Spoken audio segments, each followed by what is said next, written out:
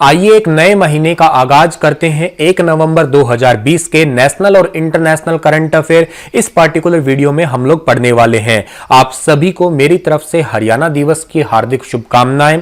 और अगर आपको मेरे द्वारा पढ़ाए गए सभी लेक्चर्स का पीडीएफ फाइल चाहिए तो आप मेरे Telegram channel star IQ PDF को जरूर ज्वाइन कीजिएगा। कल आपसे सवाल पूछा था, उसका सही जवाब क्या होगा? किस राज्य ने अंतरजातीय विवाहित जोड़ों को प्रोत्साहन प्राप्त करने में मदद करने हेतु एक पोर्टल लॉन्च किया है? तो इस राज्य का नाम है उड़ीसा राज्य, यानी कि सी ऑप्शन जो है बिल्कुल ठीक था इसका हमारा। आगे बढ़ते हैं और आज का पहला क्वेश्चन, भारत के किस राज्य की आस्था ने UN world data form competition में दूसरा स्थान हासिल किया है? कौन से राज्य की आस्था है इन्होंने UN world data form competition में दूसरा स्थान हासिल किया है? तो ये है उत्तराखंड की, यानी कि यूके की कहिएगा आप लोग। सी ऑप्शन जो है इस क्वेश्चन का बिल्कुल ठीक है, आपको फोटो में दिखाई दे रही हैं, यही है उत्तराखंड के देहरादून की रहने वाली 16 साल की आस्था। इनको UN world data form competition में दूसरा स्थान हासिल हुआ है। बोल और सुन नहीं पाने वाली आस्था ने अपने जैसे कई दिव्यांग को एक आम नागरिक का दर्जा दिलवाने की जिद के साथ में ये कामयाबी हासिल की है। इन्होंने बहुत प्रयास किए उनकी एजुकेशन, उनको सामाजिक तौर पे ऊंचा उठाने के लिए।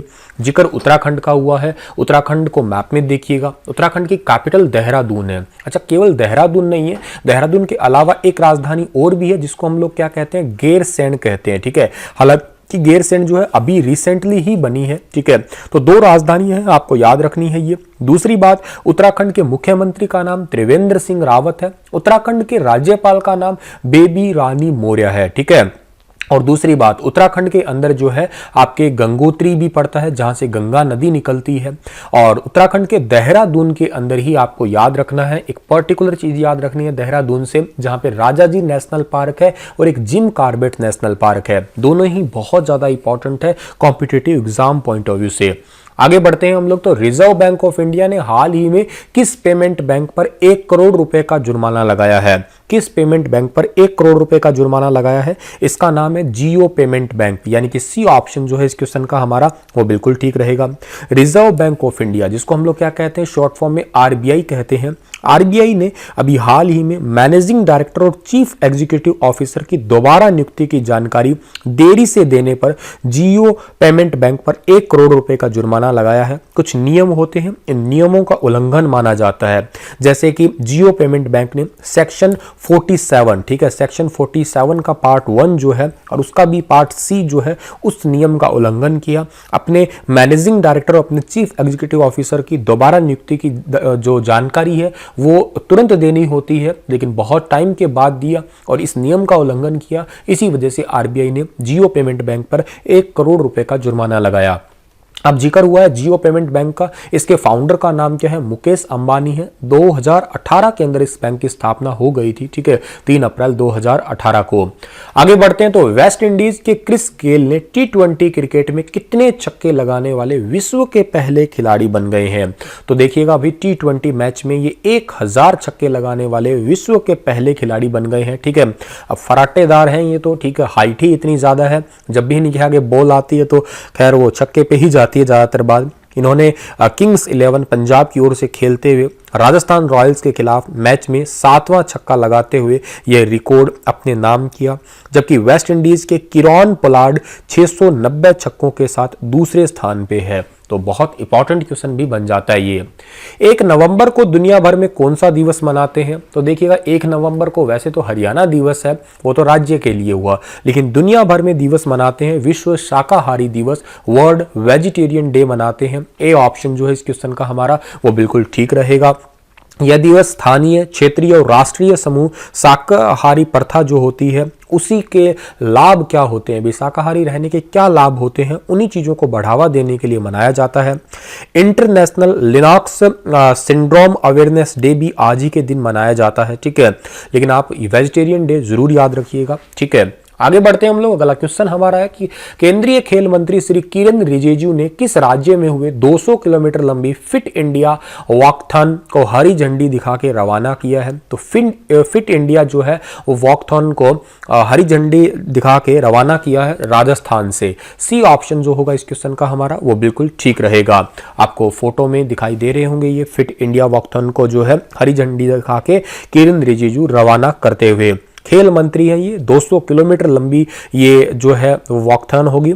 इस फिट इंडिया वॉकथॉन को भारत तिब्बत सीमा पुलिस ITBP द्वारा आयोजित किया गया है, जो कि इन 3 दिन तक आने वाले टाइम में चलने वाली होगी। जिक्र राजस्थान का हुआ है तो राजस्थान को मैप में देखिएगा, भारत में सबसे बड़ा राज्य है क्षेत्रफल की दृष्टि से, ठीक है। 3 लाख से भी ज्यादा का क्षेत्रफल है यहाँ का। यहाँ के गवर्नर का नाम कलराज मिश्र है। कैपिटल जयपुर है, ठीक है। जयपुर को हम लोग पिंक सिटी के नाम से भी पुकारते हैं, याद रखिएगा आप लोग। राजस्थान में एक ब्लू सिटी भी है और उसको हम सन सिटी भी कहते हैं, उसको हम लोग जोधपुर कहते हैं, ये भी याद रख लीजिएगा आप लोग, ठीक है। जोधपुर है वो। और राजस्थान के मुख्यमंत्री का नाम अशोक गहलोत है, ठीक है।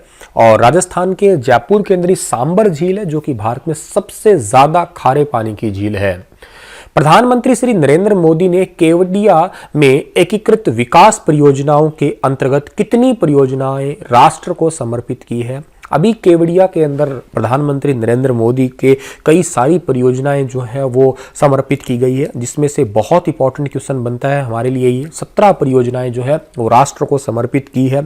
4 नई परियोजनाओं की आधारशिला जो है वो रखी है। प्रधानमंत्री मोदी ने सरदार पटेल प्राणी उद्यान, जिसको हम लोग क्या कहेंगे कि एक आपका प्राणी उद्यान जहाँ पे बहुत सारे जीवों का जो है आपका ये कहिएगा रख रखाव रखा जाता है, उसका भी उद्घाटन किया है यहाँ पे। आगे बढ़ता हूं तो निम्न में से किस मंत्रालय ने वेबिनार के जरिए राष्ट्रीय एकता दिवस समारोह का आयोजन किया? राष्ट्रीय एकता दिवस क्यों मनाते हैं? सरदार वल्लभ भाई पटेल की जयंती के ऊपर मनाया जाता है 31 अक्टूबर को। और पेट्रोलियम एवं प्राकृतिक गैस मंत्रालय यानी कि ministry of petroleum and natural gas department जो है, उन्होंने अभी रिसेंटली ये आपका एकता दिवस जो है इस दिवस को मनाया है या इसका आयोजन किया है, ठीक है। ये बात आप याद रखिएगा।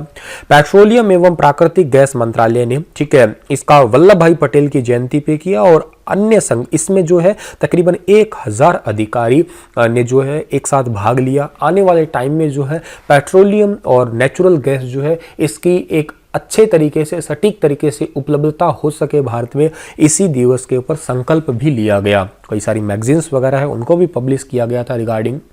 जेम्स बॉन्ड के नाम से फेमस सीन कॉनरी का हाल ही में कितने वर्ष की उम्र में निधन हो गया है? तो इनका अभी हाल ही में 90 वर्ष की उम्र में निधन हो गया है, जो कि आपको फोटो में दिखाई दे रहे हैं। 007 सीरीज के पहले जेम्स बॉन्ड के नाम से ये फेमस थे, ठीक है।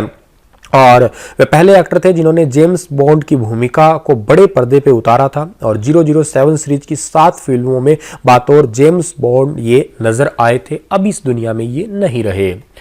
प्रधानमंत्री नरेंद्र मोदी ने केवडिया और साबरमती रिवर फ्रंट को जोड़ने के लिए किस सेवा का उद्घाटन किया? देखिएगा, ये सेवा शुरू जब हो गई थी तब आपको मैंने बता दिया था और अब इसका उद्घाटन हो गया। समुद्री विमान सेवा यानी कि आपकी ये सी प्लेन जो सेवा है, इसको शुरुआत कर दिया है प्रधानमंत्री नरेंद्र मोदी ने। अहमदाबाद के केवडिया में एक जलीय हवाई अड्डे और केवडिया में स्टैच्यू ऑफ यूनिटी को साबरमती रिवर फ्रंट को जोड़ने के लिए इस समुद्री विमान सेवा का जो है वो उद्घाटन किया गया।